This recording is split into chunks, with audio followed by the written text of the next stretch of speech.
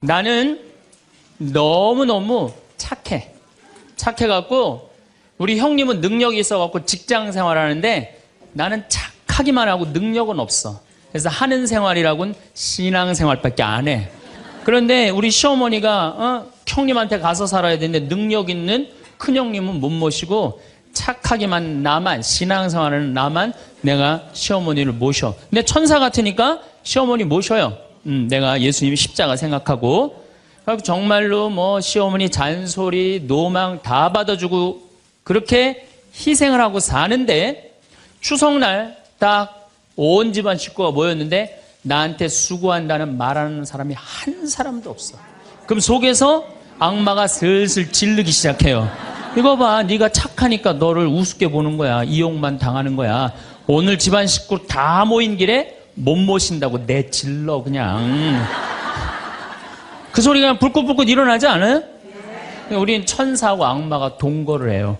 오늘같이 피정하는 날, 고해성사 보는 날은 내가 속세기는 자식도 사랑할 것 같고, 집안 신경도 안 쓰는 남편도 사랑할 것 같고, 죽지도 않는 시어머니도 내가 다 잘 모실 것 같아. 그럴 땐 천사예요. 고해성사 보고 피정하는 날은. 그런데 세상에 나가갖고 물건 깎을 때 보면요, 그런 악마가 없어요. 그런 악마가. 또 뭐 경품 행사로 공짜로 뭐 준다 그러면요, 하나라도 더 받으려고 달겨드는 거 보면은요, 이건 뭐 정말 악마가 따로 없어요. 보면은 악이 다툼을 해요. 보면은. 그래서 우리 마음 안에는 천사하고 악마가 항상 동거를 해요. 근데 여러분들, 우리만 유혹을 받고 사나요? 예수님은 유혹 받으셨어요? 안 받으셨어요?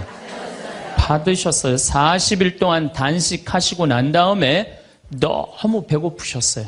너무 배고프셨을 때 악마가 짠하고 나타나갖고 당신 배고프지? 배고프니까 이 돌더러 빵이 되라고 그래요. 이거 황당하고 어처구니 없고 불가능한 유혹이에요. 돌이 어떻게 빵이 되겠어요? 그런데 이런 유혹을 우리도 받고 살아요. 우리가 이 세상 살면서 제일 많이 받는 유혹이 뭐냐면 돈에 대한 유혹이야. 돈에 대한 유혹. 빵에 대한 유혹. 내가 30년 동안 60평생 살면서 돈을 3억을 모았어. 60살이 돼서. 그럼 이 돈 연금 잘 가입해 두면요, 한 달에 100만 원씩 죽을 때까지 써요. 90살까지. 근데 현찰 3억이 생기면은 악마가 유혹을 해요. 돈이 돈 번데 이거 펀드에다 갖다 맡기면 1년 만에 6억 만들어 줄게. 넘어가요. 이상하게 넘어가요. 아니 3억을 모으는데 30년이 걸렸다면은 이게 한 6억이 되려면 한 10년은 걸려야 되지 않아요? 근데 1년 만에 만들어준다 그러면 덜썩 맡겨요. 그랬더니 이자가 막 1,000만 원씩 나오는 거야. 이게 웬 노다지냐. 이거 확실하다. 부모 돈, 형제 돈, 친구 돈 싹 끌어다가 한 200억을 만들어주면은 악마는 들고 튈까요? 안 튈까요? 튀어요. 며칠 전에 450명한테 2,300억을 자기 로얄 패밀리라고, 청와대, 변호사, 뭐 장관들하고 다 아는 로얄 패밀리라고, 이게 놀랍게도 15일만 맡기면 20%의 이자를 준다고 꼬신 거예요. 그런데 450명이 얼마를 모아줬느냐면은 2,300억을 모아줬어요. 2,300억을. 그래갖고 그걸 들고 튀었잖아요. 여러분들, 1 더하기 1은 2입니다. 1 더하기 1은 절대 10이 아니에요. 근데 우리는 욕심이 있어요. 내 재산이 1 더하기 1인데 이어야 되는데 10이길 바래요. 3억을 모으는 데는 30년이 걸리지만은 악마한테 유혹에 넘어가고 3억을 날리는 데는 6개월도 안 걸려요. 6개월도 안 걸려요. 그리고 땅을 치고 통곡하는 사람들 전 정말로 많이 봤어요.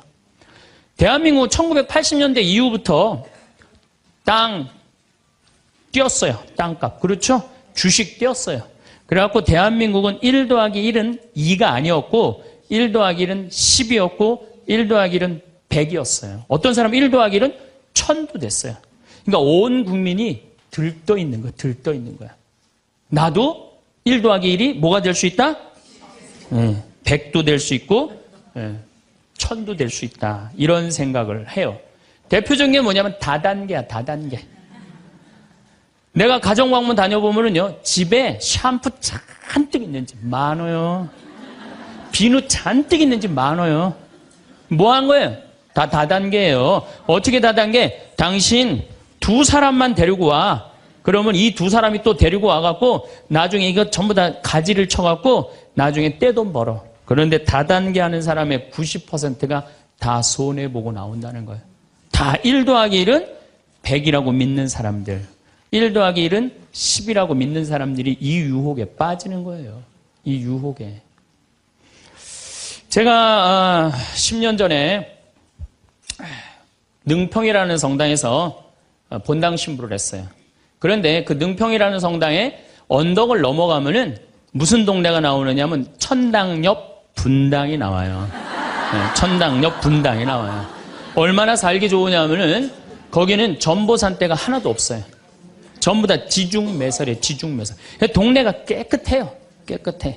그리고 도로는 한 20m, 30m 주도로는 조경을 하게 돼 있어요. 동네마다 율동공원, 중앙공원, 공원 있고. 그래서 정말로 살기 좋아요. 우리 동네 사람들은 그 언덕만 넘으면 전보산대가 얼마나 많은지, 전선줄이 얼마나 많이 엉겨 있는지, 그 분당에만 있으면 마음이 차분한데 우리 동네만 딱 들어서면은 동네가 미친 여자 머리 풀어헤쳐 놓은 것 같아요. 미친 여자 머리 풀어헤쳐 놓은 것 같아요. 마음이 산란해.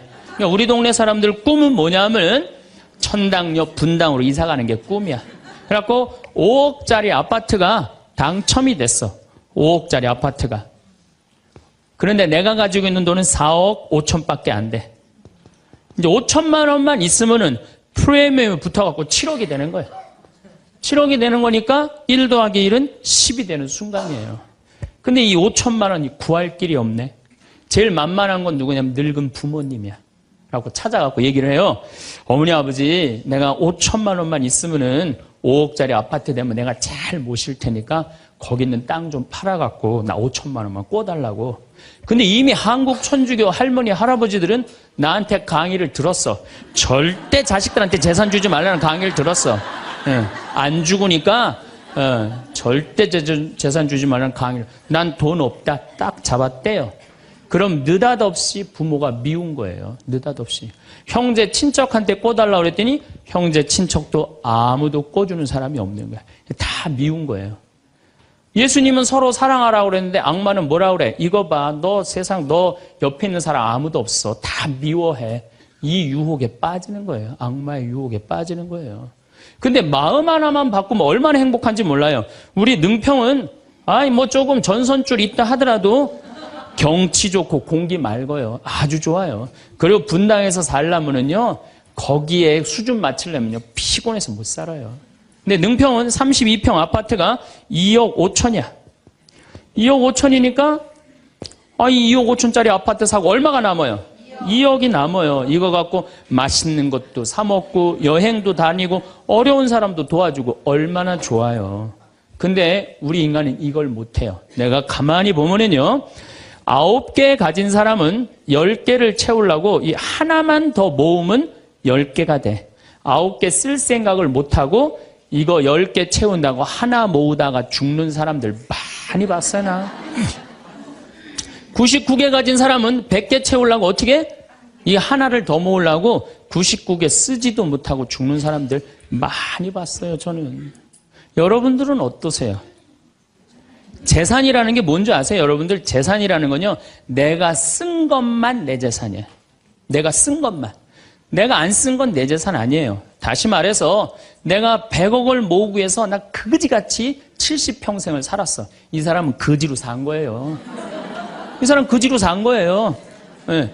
그런데 내가 모은 거 갖고 정말로 알뜰하게 뭐 여행도 다니고 맛있는 것도 먹으러 다니고 뭐 즐겁게 살았어. 이 사람은 재산 제대로 쓴 사람이에요. 그 다음에 죽을 때 그래도 이 종교기관에 기부나 하고 이런다면은 다행인 사람이에요. 근데 그냥 재산 그냥 이 100억을 주체를 못하는 사람들, 그러다가 죽는 사람들, 루카복음 12장에요. 부자가요, 엄청난 풍년을 맞이해요. 이거 나눌 생각을 안 하고 자기를 위해서 창고를 크게 줘요. 그리고 영혼한테 얘기해. 너 이제 편안하게 살아라.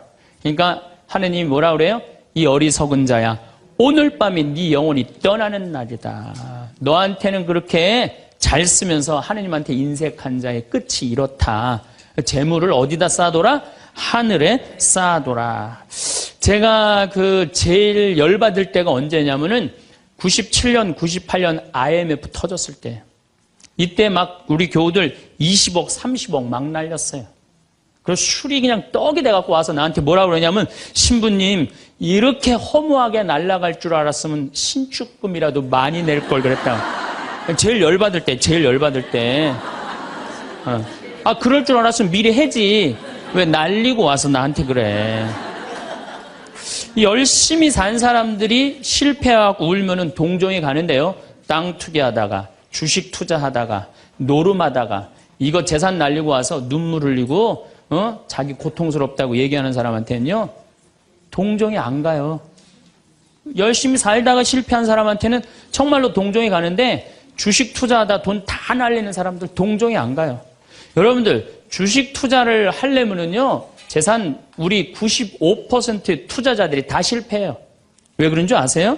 1년 만에 샀다 팔았다 그래요. 워렌 버핏이라는 사람은 미국 최고의 부자예요. 지금 60년 동안 거의 주식을 했는데 610억 달러를 벌었어요. 주식으로만. 근데 그 사람은 한번 주식을 사면은 최소한 5년, 10년, 20년까지 그냥 쥐고 있는 거예요. 그러니까 돈을 버는 거야. 근데 우리는 그냥 얼마 전에 잠깐 무슨 경제 뭐 방송을 보니까 3개월 만에 15% 내는 수익 방법.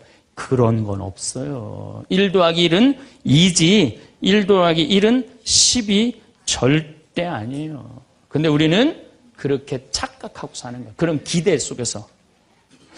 아프리카에는 원숭이 잡는 비법이 있어요. 어떻게 원숭이를 잡느냐 하면은 항아리 이렇게 만들어 놓고 주둥이, 원숭이 손이 들어갈 만한 주둥이를 만들어 놔요.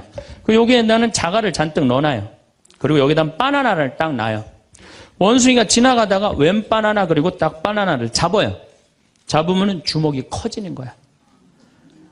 바나나만 놓으면은 손이 빠지는데 잡은 바나나는 놓기 싫은 거야. 그러니까 이 무거운 항아리를 들고 이놈의 바나나 왜 안 빠지냐 하루 종일 뛰어다니는 거야.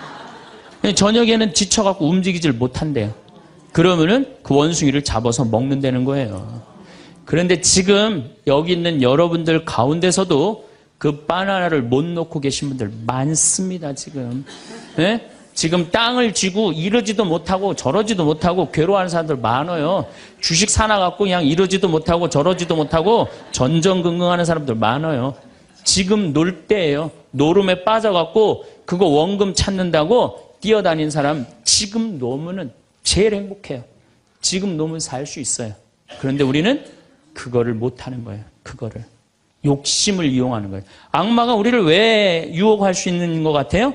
우리의 욕심을 가지고 이용을 하는 거예요.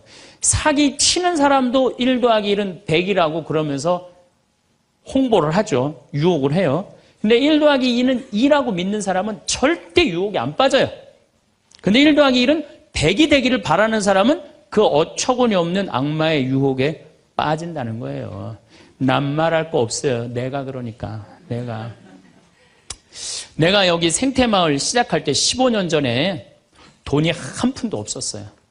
그래갖고 우리 교구 70세 원로 신부님한테 찾아갔어요. 김창린 필립보 신부님. 여기가 필립보 생태마을이죠? 그 신부님 찾아갔어요. 신부님, 내가 우리 교우들 앞으로 이제 주 5일째가 곧 될 텐데 우리 교우들을 쉴 수 있는 생태마을을 짓고 싶습니다. 토요일날, 일요일날 와서 피정도 하고 기도도 하고 쉴 수 있는 공간을 짓고 싶습니다. 그랬더니 신부님이 너 어쩜 그렇게 시간을 잘 맞춰서 왔냐는 거예요. 무슨 소린가 했더니 당신이 은퇴하면 살라고 땅을 수원에다 사뒀는데 그게 개발지가 된 거야. 근데 보상비가 14억이 나온 거예요. 근데 신부님이 그때 이런 말씀을 하시더라고요. 우리 신부들 은퇴하면 교구청에서 아파트 한 채 사주는데 내가 그 돈이 뭐가 필요하냐고. 너 그렇게 좋은 일에 쓴다니 내가 너한테 주마. 하루아침에 14억을 받았어요. 내가 이마에 돈복 이렇게 써있다니까요. 이제 그걸 가지고 이 생태마을을 꾸미려고 계획을 해보니까 이거는 뼈대밖에 못 올리겠더라고. 그래서 3개월 동안 전전긍긍을 하는데 신부님이 나를 다시 부르셨어요. 황 신부 와봐라. 너 그거 갖고는 그거 완성을 못하겠다. 내가 평생 북에서 넘어오셨거든요. 그래갖고 학비에 너무 고생을 하셔갖고 신학생들 장학금을 모은다고 10억을 모아두셨어요. 그 10억도 내가 귀양 너 투자하는 거 내가 너한테 해주마. 대신 나중에 네가 장학 사업은 이어서 해라. 내가 그 약속을 받고 신부님 또 10억을 또 주셨어요. 24억이 된 거야. 그랬더니 그때 그 본당 시민이 13,000명 본당이 있었는데 교우들이 신부님이 이런 좋은 일에 한다니까 3억을 모아줬어요. 27억이 됐어. 완전히 돈벼락이 그냥 막 쏟아지는 거죠. 그랬더니 후배 신부들이, 우리 수원교구 후배 신부님들이 선배 최고 원로 신부님이 이런 사업에 한다니까 동참하겠다고 3억을 또 모아주셨어요. 그래갖고 30억이 돼갖고 이 생태 마을을 내가 진 거예요. 2년 만에. 어디 한번 모금 한번 안 다니고 그 신부님이 다 해주셨어요. 그래서 여기가 그 신부님 본명을 따서 필리포 생태 마을이 된 거예요. 아니 이렇게 30억을 해서 줘서 주셨으면은 내가 열심히 피정 지도하고, 여기 또 우리 농토 많으니까 농사 열심히 져갖고 뭐 황토 성당도 짓고 황토 찜질방도 짓고 황토집도 하나하나 져나가면 되는데 하루아침에 30억이 생기니까 내가 확 미쳐버리더라고요.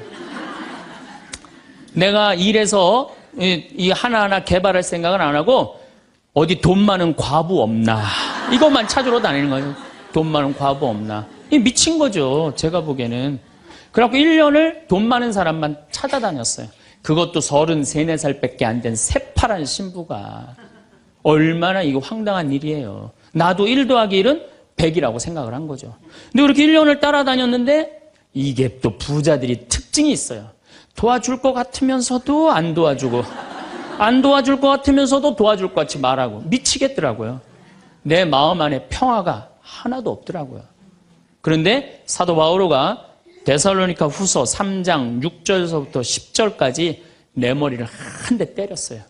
일하기 싫은 사람은 먹지도 말아라. 나는 교회에 주님의 말씀을 전하지만 성도들한테 피해를 주기 싫어서 밤낮으로 일을 했다. 금을 짜는 일을 했다 이거예요. 그래, 내가 열심히 농사 짓고 된장, 간장, 고추장, 청국장. 우리 콩 있으니까. 여기 또 지역 주민들하고 콩 계약 재배하고. 그렇게 하면 되지. 그래갖고 그때부터 벌써 14년 전이네요. 그때부터 된장, 간장, 고추장, 청국장, 김장, 농약 안 친 걸로 김장하고, 요즘은 또 청국장 가루, 이거 아주 너무너무 좋아갖고 오늘도 벌써 2가마를 띄웠는데 다 팔렸어요. 그러니까 내가 이걸 한 첫 해는 판매액이 1억이었는데 작년에는 17억이에요. 너무 즐거운 거예요, 사는 게. 저 신부님 떼돈 버나 보다. 떼돈은 남지 않아요. 원료값이 너무너무 많기 때문에. 그렇지만은 내가 우리 교우들한테 농약 안 친 거, 먹을거리 제공해주고, 이 지역에 지금 3만 평 농약 안 치고, 농사 짓고, 여기 50명 주민들한테, 여기 주민들 지금부터 농한기거든요. 근데 여기 주민들은 지금 내년 2월 달까지 저기 매주 띄우고, 청국장, 생청국장, 청국장 가루, 한 30명이 와서 계속 일을 해요. 얼마나 좋아요.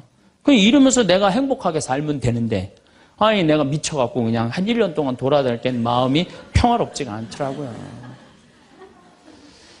여러분들, 남의 재물을 탐낼 때부터요, 그때부터 평화는 깨지는 거예요. 남의 재물을 탐낼 때부터.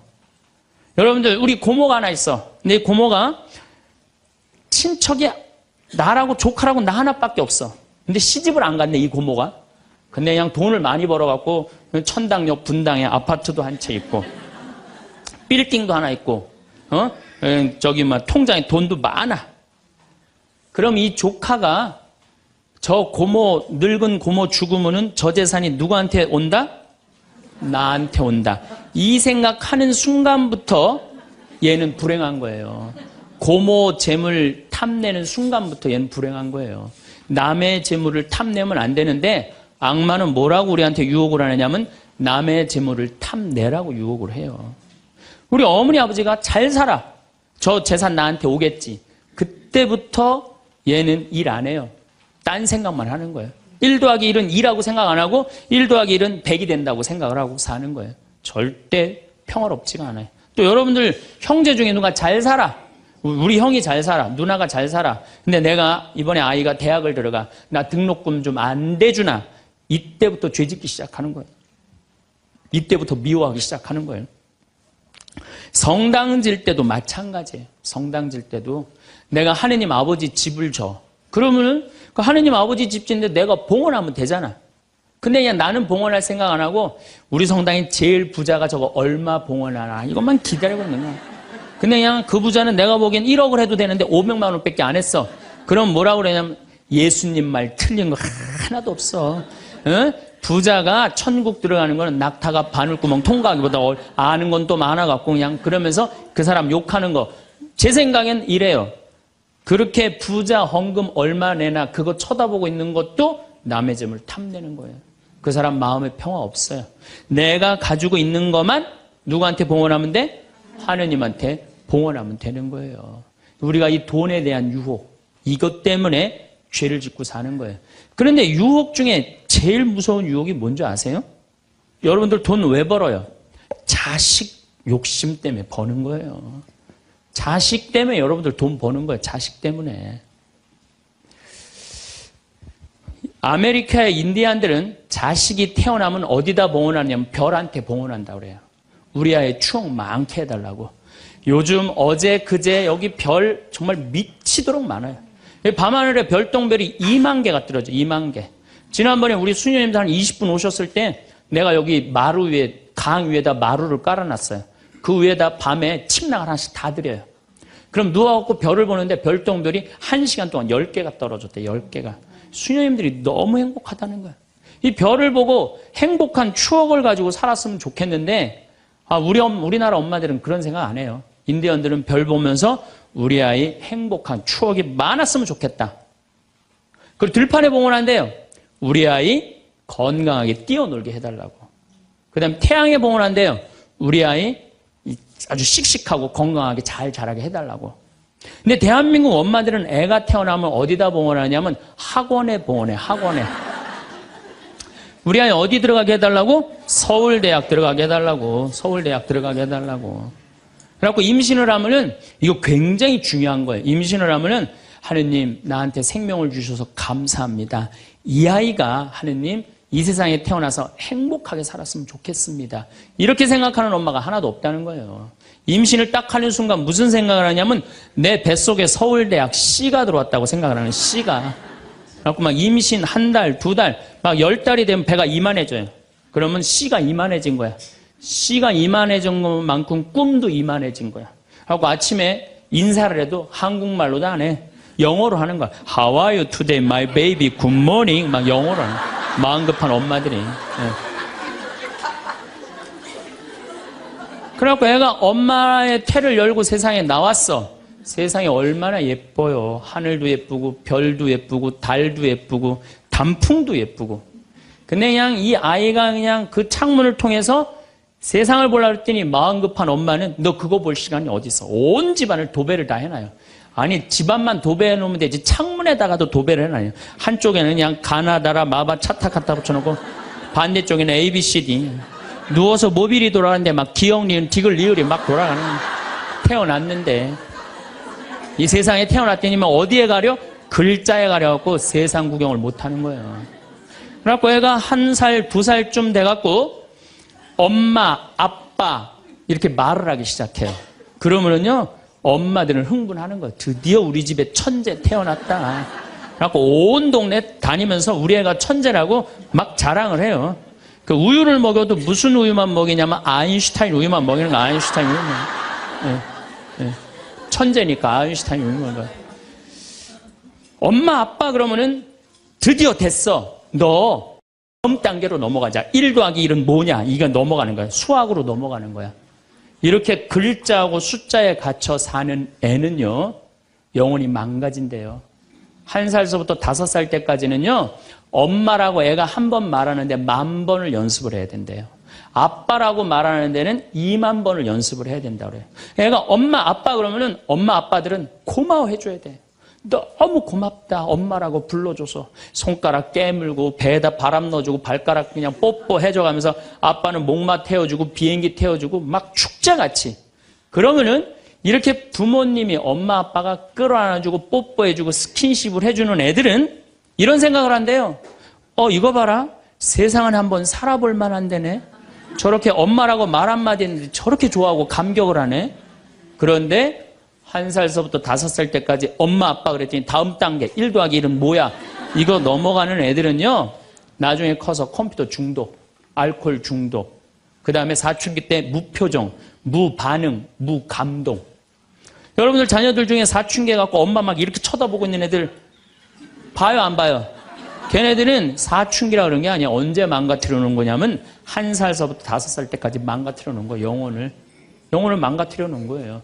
프레벨이나 썸머힐이나 삐아제나 몬테소리 같은 유아 교육학자들이 말을 하기를 1살서부터 5살 때까지는 숫자나 언어를 인지하는 좌뇌가 발달하지 않는다고 그래요.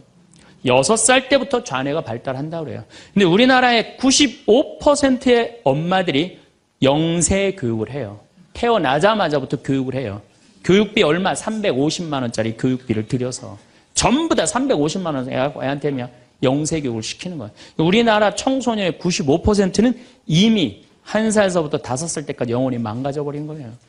그래갖고 그냥 5살 때 돼갖고 그냥 텔레비에 나오는 글자 모르는 글자가 없어. 5년 동안 공부했으니 애가 모를 리가 있어요. 모르는 글자가 없어. 그냥 쫙쫙 읽어대. 그러면 나한테 데리고 와요. 신부님 우리 애가 천재인가 보라고. 왜요? 텔레비에 나오는 글자 모르는 글자가 없어요. 안수기도 해달라는 거. 그럼 내 걔 머리에 손 얹고 뭐라고 기도하느냐면 이제 네 인생은 쫑났다. 내가 이렇게 기도한다니까. 걔 인생은 쫑난 거예요. 걔 인생은. 근데 이 사실을 아무도 몰라요. 아무도. 그래갖고 천재인 줄 알고 초등학교에 넣어놨더니 40명 중에 20등 해갖고 오는 거야. 받아쓰기 100점 중에 50점 받아오고. 그러면은 여러분들 자녀들이 5살 때 여러분들이 뭐라고 얘기를 하냐면 우리 아들 대통령 될 거라고, 우리 아들 의사 될 거라고, 변호사 될 거라고, 판검사 될 거라고. 그게 여러분들 행복한 외침이라고 생각하세요? 그게 여러분들을 불행하게 만드는 거예요. 그냥 내 아이가 생긴 대로 네가 하고 싶은 건 나중에 해라. 이런 사람은요 실망하지 않아요. 근데 막 5살 때 꿈에 부풀어 있는 거야. 대통령 될 거다, 판검사, 뭐 변호사 될 거다. 그랬는데 그냥 초등학교 딱 들어갔는데 40명 중에 20등 딱 해갖고 오고 100점 중에 50점 받아오면 이때부터 실망하기 시작하는 거야. 근데 문제는 얘는 이걸 받고 괴로워하지 않아요. 되게 공부 못하는 애들이요 성격이 느긋한 애들이 공부를 못해요. 내일 시험인데도 아무 근심 걱정 없이 막 놀이터에서 막 노는 애들, 걔네들이 공부 못하는 거거든요. 그냥 자기는 괴롭지도 않고 놀이터에서 놀면은 엄마는 그런 애를 보면 눈에서 광선이 나가는 거야. 광선이. 분노의 광선이 나가는 거야. 저놈의 새끼 저거 받고 저렇게 논다고. 아무리 때려도 말을 안 들어. 그냥 계속 40명 중에 20등 해갖고 오는 거야. 그러면 엄마는 슬프지만 괴롭지만 힘든 결정을 다시 한번 해요. 우유를 아인슈타인 우유에서 서울 우유로 바꿔요. 서울 우유로.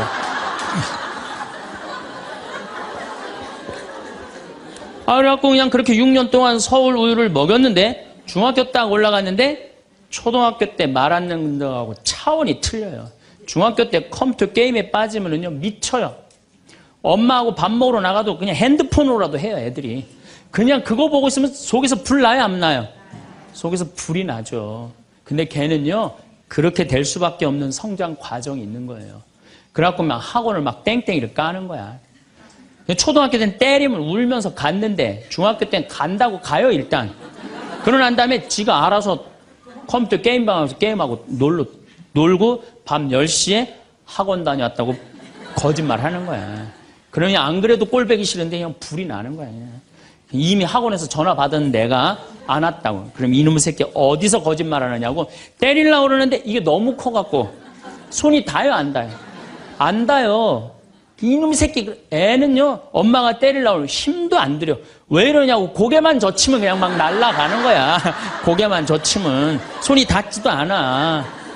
그러면 또 멱살을 끌어내려갖고 그냥 이놈의 새끼 어디서 엄마 때리는데 피하느냐고 그러면은 그때서 아이가 엄마 손을 딱 잡고 흰 눈동자 95%, 까만 눈동자 5%, 엄마보다 눈을 더 뒤집어 확 뒤집고. 왜 이러냐고 나 좀 제발 놔두라 나 공부하는 거 지겹다고 엄마를 확 밀쳐내요. 그럼 엄마는 그냥 마룻바닥에 확 널브러지면서 마룻바닥을 움켜쥐고 너무 슬프지만은 힘든 결정을 다시 한번 해요. 우유를 서울우유에서 연세우유로 바꿔요. 연세우유로. 네. 연세우유로 이제 바꿔갖고 그냥 먹었는데, 고등학교 올라갔는데 이놈이 이거는 뭐 내가 보기에는, 여러분들 중학교 때는요, 애가 말도 못하고 반항을 하는데 고등학교 때는 차원이 틀려요. 어떻게 틀리냐면, 엄마 아빠는 뭘 잘 살아서 나한테 잘 살라고 그러느냐고, 당신들이 나한테 해준 게 뭐 있느냐고, 말도 못하는 거예요. 이때는 어떤 상황에 들어가느냐면 동네 자랑도 못해. 친척한테 아무 자랑도 못해. 조금만 있으면 이제 대학 금방 탈로가 나게 생겼는데, 5살, 6살 땐 대통령이다, 천재다, 뭐 생 난리를 하고 돌아다녔는데, 고등학교 땐 완전히 소가리를 하는 거예요. 완전히 소가리를 하는 거예요. 그리고 말도 못하는 게 한마디 하면 아들이 그냥 주먹으로 그냥 문치면 문이 뻥뻥 뚫리니까 무서워서 말도 못하는 거예요. 그러면 그냥 동네에도 말 못하고 그냥 집에서도 말 못하고 엄마만 속병이 드는 거예요. 너무 슬프지만은 아무도 모르게 힘든 결정을 다시 한번 해요. 우유를 연세우유에서 건국우유로 바꿔요.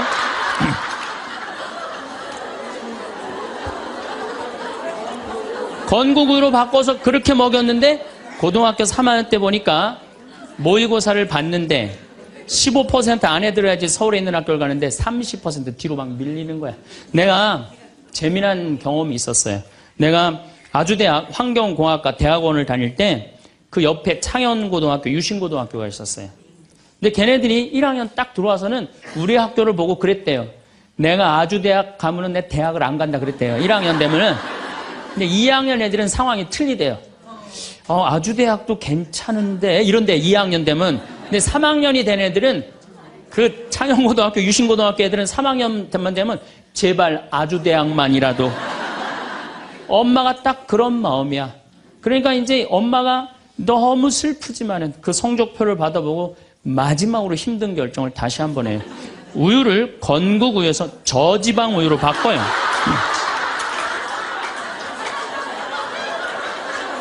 저지방 우유로 바뀌는. 그래갖고 그냥 제발 지방대학은 가지 말라고. 그래갖고 그냥 지방대학 그렇게 가지 말라고 저지방 우유를 먹었는데 애가 결국은 지방대학을 갔어. 이때부터 자식이 미운 거예요. 자, 여러분도 한번 생각을 해봐요. 그 소중한 자식 태어났는데 처음부터 네 생긴 대로 살아라 그랬으면 20년 동안 사랑이 쌓였을 거예요. 근데 처음부터 자기가 먼저 대통령, 판검사 목표 설정해놓고 애가 따르지 않는다고 애를 미워한다. 애가 잘못하는 거 부모가 잘못하는 거예요. 나는 100번 부모가 잘못한다고 생각을 해요. 공부 못하면 어때요? 애가 건강하고 자기 행복하게 살면 되지. 내 목표에 애가 따르지 못한다고. 그리고 애들이 공부 못하는 거는 누구 머리 닮아서 공부 못해요? 여러분들 남자 여자는 XY고 여자는 XX죠? 그런데 이 Y 유전자는요 성을 결정하는 아주 최소한의 정보만 갖고 있어요. 대개 X 안에 모든 게 다 들어있어요. 그러니까 엄마 아빠한테 갖고 와봤자 엄마 걸 더 많이 갖고 와요. 그러니까 애들이 공부 못하는 건 거의 엄마 닮아서 공부 못하는 거예요. 아니 그러면은 애가 공부 못하면 자기 머리를 떨어야지 왜 애를 괴롭혀요? 그러니까 우리나라 초등학교, 중고등학교, 대학생 중에 부모하고 제일 사이 나쁜 세대가 대학생이 제일 나빠요. 그 정도는 부모하고 마음이 통해야 되는데, 말이 통해야 되는데 말이 안 통하는 거예요. 그냥 부모 싫다고 떠나가는 거예요. 자식 놓치는 거죠. 영원히 떠나가는 거예요. 자, 그런데 신부님, 내 아이는 너무 똑똑해요. 아주 착해요. 반에서 1등, 전교에서 1등 해갖고 서울대학 갔어요. 그런데 서울대학 간 자식도 사실은 별로 소용없어요. 서울대학 가갖고 얘가 졸업을 해갖고 삼성에 취직을 했어. 출근을 했는데 내가 나눴는데도 어쩜 저렇게 잘생겼어. 빛이 번쩍번쩍 나. 그렇게 빛이 번쩍번쩍 나. 너무 보기 좋은 거야. 내 자식이지만. 그런 자식일수록요, 잘하는데 아무런 도움도 주지 않은 나보다 훨씬 예쁘고 훨씬 젊은 여우 같은 며느리가 나타나서 낚아채 가는 거예요. 그날로 끝나는 거예요. 그날로. 여러분들, 옛날에는 부모 자식이 끈끈했어요.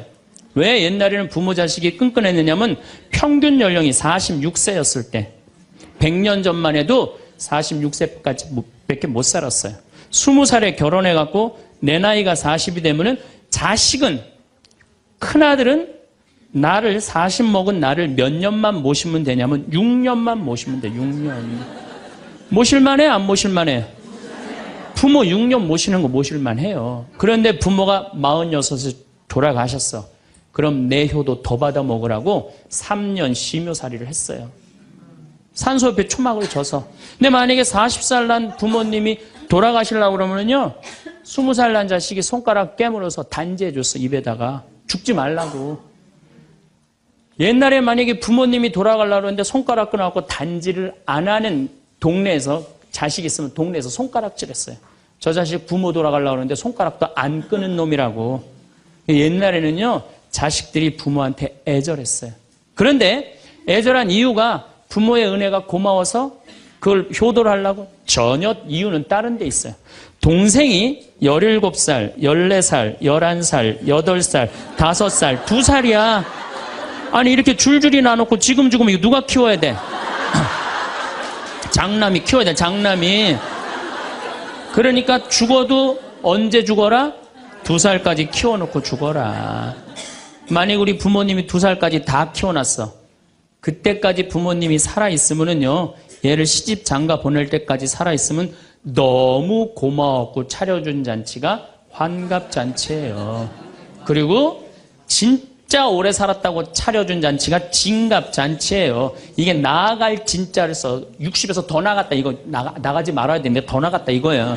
그래서 진갑잔치야. 그리고 만약에 70까지 살았다. 이거는 두보의 시에 나오지만은 옛날부터 70까지 사는 것은 고자, 고래희, 희박하게 온다 이거야. 70까지 사는 사람은 희박하다. 그래서 고희라는 단어를 쓰는 거예요. 이거 옛날엔 70까지 어떻게 살아요? 근데 요즘은 60 넘어도 갈 생각 해야 안 해요? 자, 나 60 넘었다. 손 들어보세요. 여기 좀 별로 없을 것 같은데 손 들어보세요. 아, 이게 문제라는 거예요. 60이 넘었으면 가야지. 평창으로 오면 어떻게 해? 평창으로 오면. 그런데 요즘 우리 직원들이 말을 하기를 뭐라고 그러냐면, 신부님 70이 됐는데요, 아줌마 같은 분들이 너무 많다는 거예요. 70에도 요즘 아줌마 같아요. 그래서 70에도 총각 같은 사람도 많아요. 예. 우리 아버지가 그래요. 아버지가 80인데도 총각 같아요. 지금 60세 되신 분들은 100살까지 삽니다. 몇 년 남았냐면 40년 남았어요. 40년. 지금 50살 되신 사람들은 110살까지 살아요. 몇 년 남았냐면 60년 남았어요. 60년. 자, 아니 오늘 방송에서 뭐라고 그랬냐면은 2040년에 평균 연령이 190살이라고. 90살.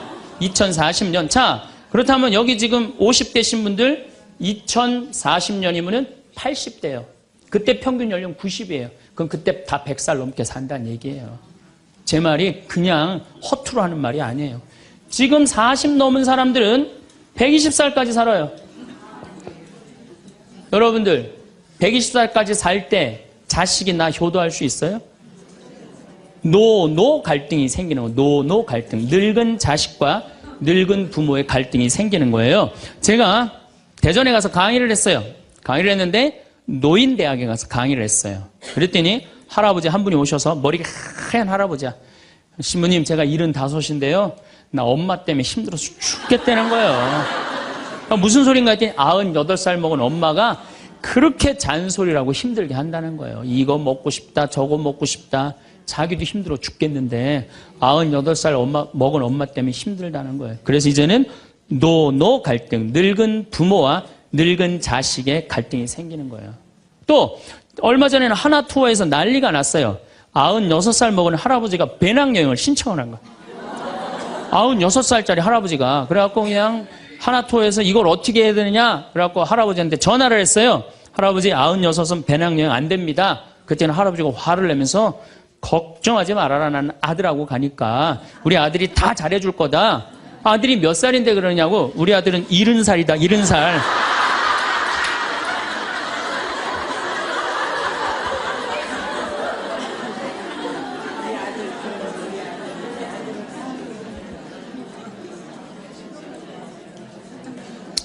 여러분들, 우리나라가 지금 100살 이상이 몇 명이냐면은 1700명이에요. 100살 이상. 얼마 전에 텔레비전에 102살 먹은 할머니, 83살인가 먹은 며느리, 또 50 몇 살 먹은 3대가 살죠? 이제는 그런 일이 다반사로 생긴다는 거예요. 다반사로. 지금 70살 넘은 우리나라 인구가 240만 명이에요. 70살 이상이. 60세 이상이 65세 이상이 540만 명, 540만 명. 초등학교 애들이 310만 명이에요. 그러니까 요즘 길에 나가보면요, 우리 어렸을 땐 길에 애들이 바글바글 했어요. 구슬치기, 딱지치기, 그냥. 할머니는 이런 할머니 하나 이렇게 구경하고 있었어요. 근데 요즘에 길에 나가보면 애들은 하나도 안 보여요. 애들 낳지도 않고 학원에 가고. 길에 나가면 누구만 바글바글 하냐면 할머니, 할아버지들만 바글바글 할 거예요. 21세기는 그래서 노인의 시대라는 거예요. 여러분들은 그런데 더 심각한 건 지금 70, 80대신 분들은 그나마 이제까지 살아왔어. 이제 10년, 20년만 하면 견뎌요. 여러분들은 앞으로 50년, 60년 남아있어요. 그 인생에 대한 설계가 준비되어 있습니까? 안 돼 있습니까? 안 돼 있어요. 자, 여러분들, 나는 그래도 늙어서 자식하고 삽니다. 난 너무너무 행복합니다. 그런 할머니는 정말로 정신없는 할머니예요. 나이 먹으면 눈두덩 쳐져요, 안 쳐져요? 눈가 쳐져요, 안 쳐져요? 볼 쳐지고 입술 쳐져요. 그럼 자식하고 사는 할머니, 나는 저녁 먹고 화도 안 났어. 화도 안 나고 그냥 텔레비를 보고 있는데 어떻게 하고 보고 있느냐면 이러고 보고 있는 거예요. 이러고. 아들이 지나가다가 뭐가 화가 나는 일이 있어서 저러나. 제가 요즘 초등학교 강의를 많이 나가요. 초등학교 자모들. 아, 예뻐요. 예뻐요. 정말로 예뻐요. 그리고 그냥 그 자모들이 이렇게 화장을 하고 오는데 웃으면은요, 눈꼬리 쫙 올라가고, 입꼬리. 그러니까 그냥 화장들을 어떻게 연필로 막 위로 그리고 오잖아요, 이렇게. 네, 위로 그리고. 그런데 우리 할머니들은 아무리 그려도 결국은 떨어져요. 결국은 떨어져요. 문제는 아들은 괜찮아요. 며느리가 무슨 죄가 있어요? 며느리가 이제 저녁 차려놓고 시어머니 식사하시라고 문을 딱 두들겼어. 방문을 딱 열었는데 또 이 시어머니 전기세 아낀다고 불은 꺼놓고 깜깜한 방에서 테레비만 보고 있는 거야. 테레비만. 그래갖고 그냥 밥 먹으라고 그랬는데 머리 하얀. 밥 먹으라고 그러냐? 문을 열 때마다 그냥 심장이 떡떡 떨어지는 거예요. 심장이 떡떡 떨어지는 거예요. 여기 우리 응암리라는 곳에 92살인가 91살 먹은 친정 엄마를 63살 먹은 딸이 모시고 들어왔어요. 근데 이 자매가 하는 말이 자기는 평창에 들어와갖고 밤에 깜깜한 것도 하나도 안 무섭고 짐승 소리도 하나도 안 무섭대요. 뭐가 제일 무서우냐면 아침에 밭에 나가고 일하고 들어오고 이제 아침 먹으러 딱 들어오면은 엄마가 거실 정가운데 소파에 앉아갖고 91살 먹은 엄마가 이러고 쳐다보는 게 제일 무섭대. 제일 무섭대. 자, 그렇다면은 여러분들은 나이 60이 돼서 여러분들 옆에 있을 사람은 누굴까요? 그렇죠. 남편이에요. 남편인데 이 사실을 30년 동안 까맣게 까먹는 거예요.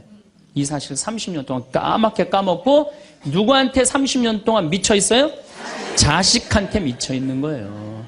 네, 자식한테 미쳐 있다가 이제 자식이 떠나면은 이런 생각을 해요. 나는 그동안 자식 키우느냐고 애썼으니까 이제는 찜질방도 가고 평창 생태마을 피정도 좀 가고 성주순례도 가고 내가 편안하게 살으리라 이런 생각을 하는데 전혀 예상치 못한 일이 벌어져요. 남자는 무슨 생각을 하냐면 30년 동안 떠돌아다니다가 귀소 본능이 생겨요. 이제는 마누라한테 돌아가리라 이런 마음이 들어요. 여자는 이제 편안하게 살려고 그러는데 남자는 귀소 본능이 생기는 거예요. 이때부터 부부 사이에 갈등이 생기는 거예요. 이때부터 전혀 부부의 사랑을 생각하지 못하고 자식한테만 미쳐 있고 남자는 바깥에만 미쳐 있다가 60에 딱 만나갖고 젊었을 때는 그렇게 맛있는 거 차려놓고 여보 일찍 들어와 그래도 안 들어오더니 이제 60 넘어서 굳이 집에 안 들어와도 되는데 때 따라 철 따라 찾아 들어오면 신경질이 나요 안 나요?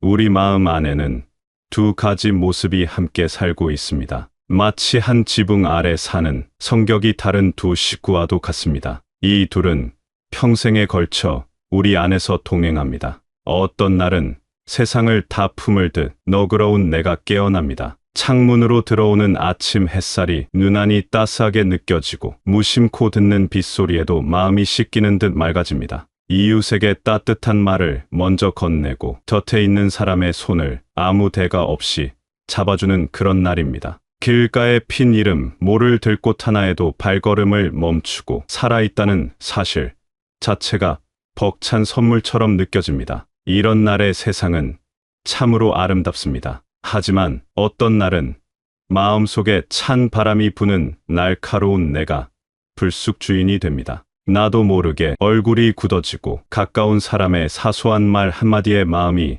날카로운 유리 조각에 긁힌 듯 쓰라립니다. 남이 이룬 작은 성공이 밤새 이룬 담벼락처럼 높아 보이고 내가 가진 것은 모래알처럼 초라하게만 느껴집니다. 왜 나는 이럴까 하는 자책과 저 사람은 왜 저럴까 하는 원망이 마음의 고요한 뜰을 어지럽힙니다. 이 두 가지 모습은 늘 우리 안에서 조용히 자리다툼을 합니다. 하루에도 몇 번씩 주인이 바뀝니다. 마음이 평온할 때는 너그러운 내가 주인이 되어 세상을 있는 그대로 보고 마음의 욕심이나 불안이 들어설 때는 날카로운 내가 주인이 되어 세상을 경계하고 탓합니다. 어떤 목소리에 귀를 기울이며 하루를 보내는가에 따라 그날의 색깔이 정해지고 그날들이 모여 우리 인생이라는 긴 그림의 무늬가 됩니다. 특히 돈 앞에서 우리 마음은 더 크게, 더 자주 흔들리기 쉽습니다. 하나에 하나를 더하면 둘이다. 이것은 세상의 당연한 이치이며 우리가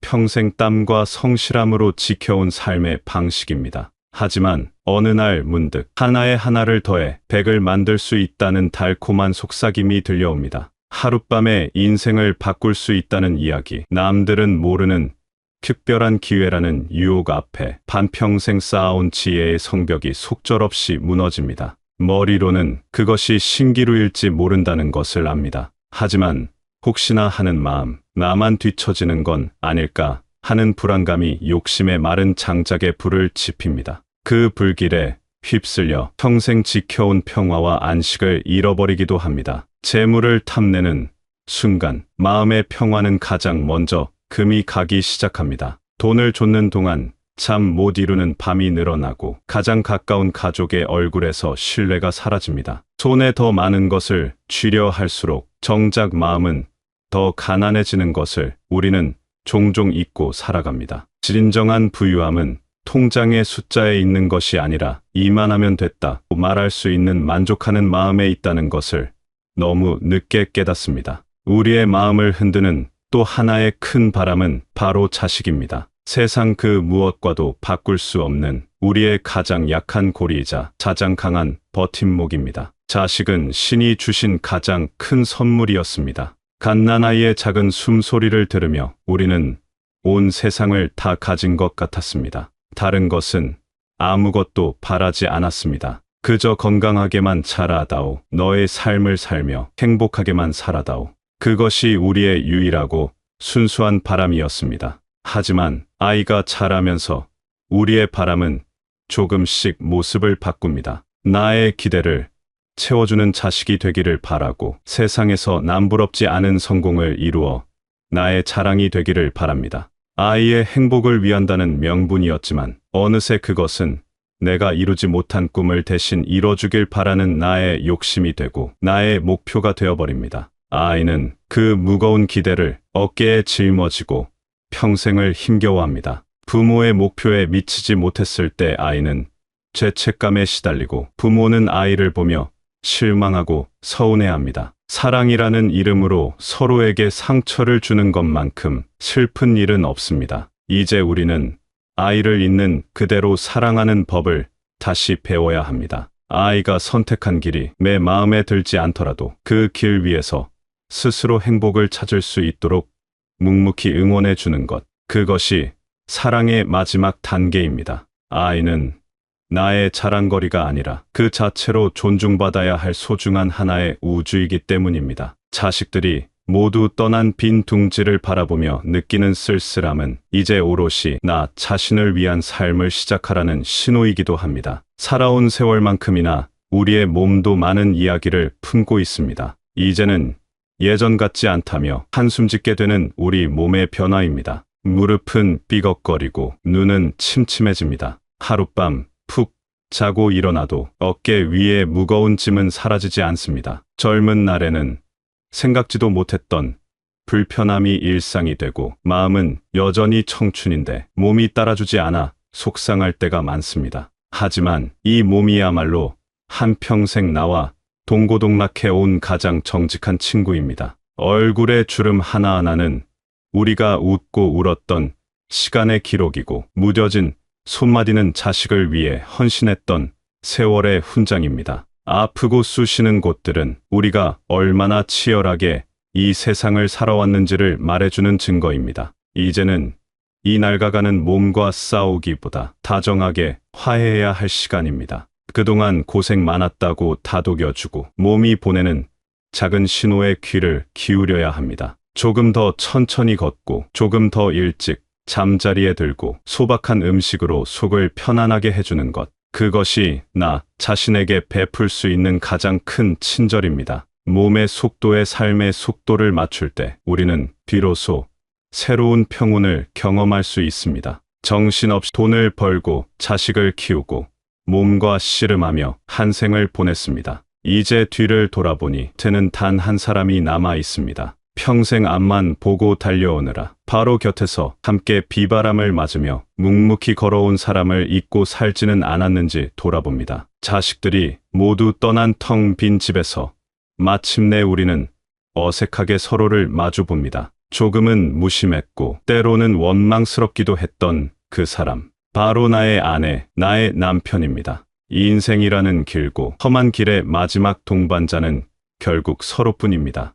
남은 시간이 얼마일지는 아무도 모릅니다. 그 시간 동안 우리는 다시 서로의 손을 잡아야 합니다. 젊은 날의 뜨거운 열정은 아니더라도 묵은 된장처럼 구수하고 깊은 정으로 서로를 보듬어야 합니다. 수십 년간 쌓인 서운함과 무심함의 벽을 허무는 데는 용기가 필요합니다. 하지만 그동안 고생 많았다. 당신 덕분이다. 고맙다. 그 따뜻한 말 한마디가 그 어떤 값비싼 보약보다 귀한 위로가 되며 굳게 닫혔던 마음의 문을 여는 열쇠가 됩니다. 이제 마지막 여행을 떠나기 전 우리는 마음의 짐을 가볍게 해야 합니다. 평생을 지고 온 무거운 돌멩이들을 내려놓을 때입니다. 그것은 바로 용서라는 이름의 짐입니다. 나에게 상처를 줬던 사람들에 대한 원망, 그리고 과거에 어리석었던 나 자신에 대한 후회와 자책. 이 돌멩이들은 우리가 짊어지고 있는 한 계속해서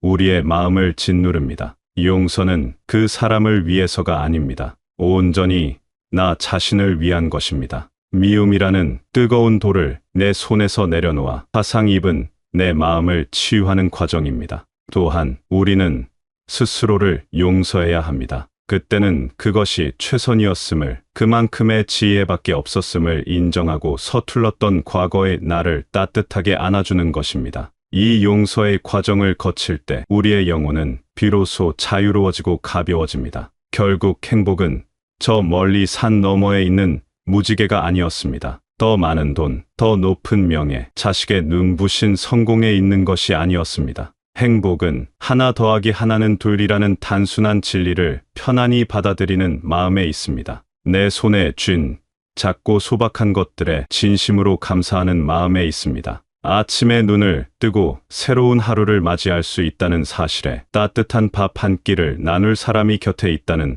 사실에 있습니다. 평생을 함께 해준 사람의 주름진 손을 따뜻하게 잡아주는 바로 그 순간에 있습니다. 이제 무거운 욕심의 짐을 내려놓고 마음의 평화를 찾을 시간입니다. 우리 안에 있는 너그러운 주인을 자주 깨워야 합니다. 남은 인생이라는 길을 재촉하지 않고 길가의 꽃향기를 맡으며 평온하게 걸어가는 지혜가 우리 모두에게 필요합니다. 우리는 더 무언가가 되기 위해 애쓸 필요가 없습니다. 이미 우리는 수많은 풍파를 이겨낸 그 자체로 존중받을 만한 위대한 존재입니다. 그리고 지금 이 순간 치열한 현실 속에서 하루하루를 힘겹게 버티고 있는 모든 이들에게도 이 말을 전합니다. 때로는 세상이 너무 빠르고 나만 홀로 뒤처지는 것 같아 불안한 날이 있을 겁니다. 완벽하지 못한 내 모습에 실망하고 보이지 않는 미래에 잠 못 이루는 밤도 있을 겁니다.